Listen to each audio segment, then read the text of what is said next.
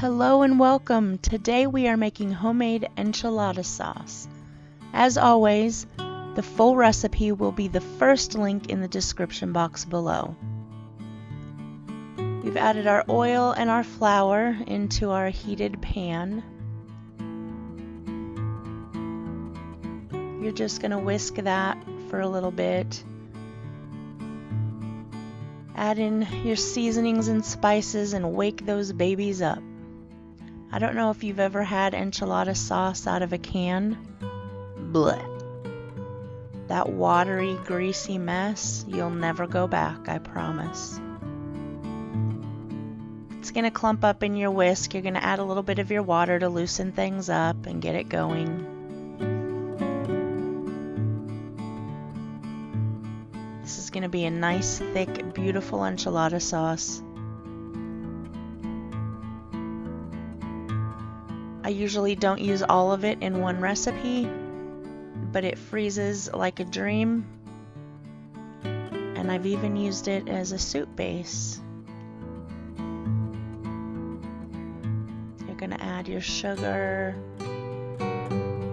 your garlic powder, all of that stuff.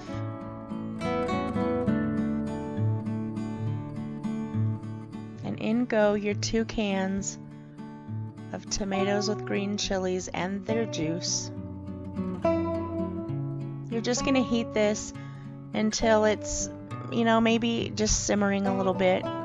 Let all those flavors kind of soak each other up and enjoy each other's company for a little bit.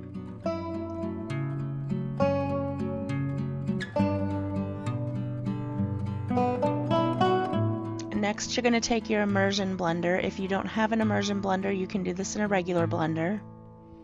And you are going to blend that until it is beautifully smooth and silky. Now, make sure that you don't turn it on until it's clear down into your pot.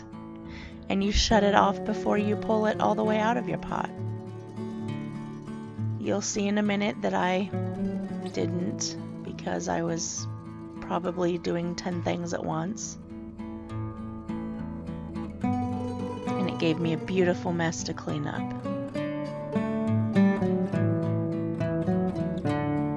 This really takes hardly any time at all. And the difference between homemade and out of a can is not even in the same zip code. Here we go. We're about to do it. Don't do it, Chris. Don't do it. And she did it. That girl.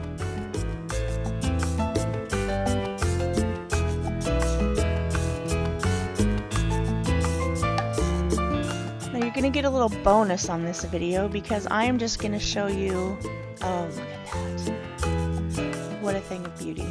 I am going to show you how I use my enchilada sauce this night. We love cheese enchiladas, and so I'm just going to show you how I put those together. There's no real recipe for that.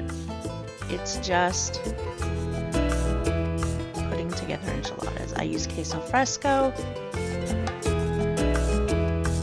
and queso fresco melts beautifully but still holds its shape, so obviously it's what I would use for cheese enchiladas anyway.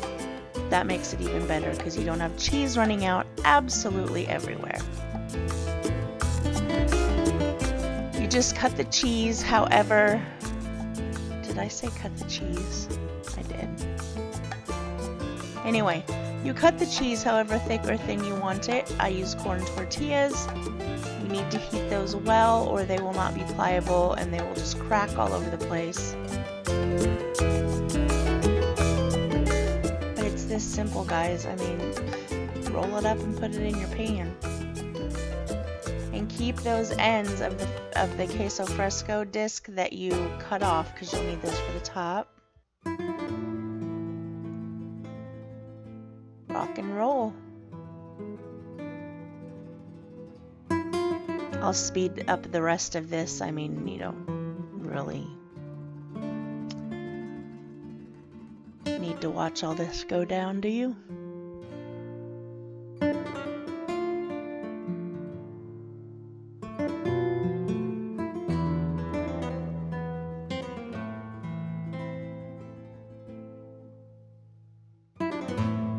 this would be a great meal to freeze.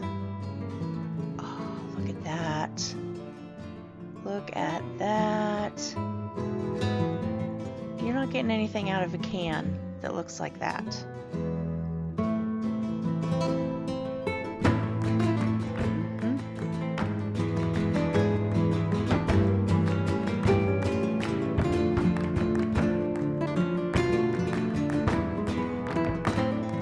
I also don't over sauce it or you'll get soggy enchiladas. I don't put sauce in the bottom because you'll get soggy enchiladas. So I crumble all those end pieces of the queso fresco. I add a little bit of cheddar because cheddar is better. And it goes in the oven at 350 for 30 to 40 minutes. And that is what you've got. I served mine with some Spanish rice. There you go. Don't forget to give me a thumbs up, hit that subscribe button if you enjoy what you see, and as always, don't forget to eat good food. Bye guys!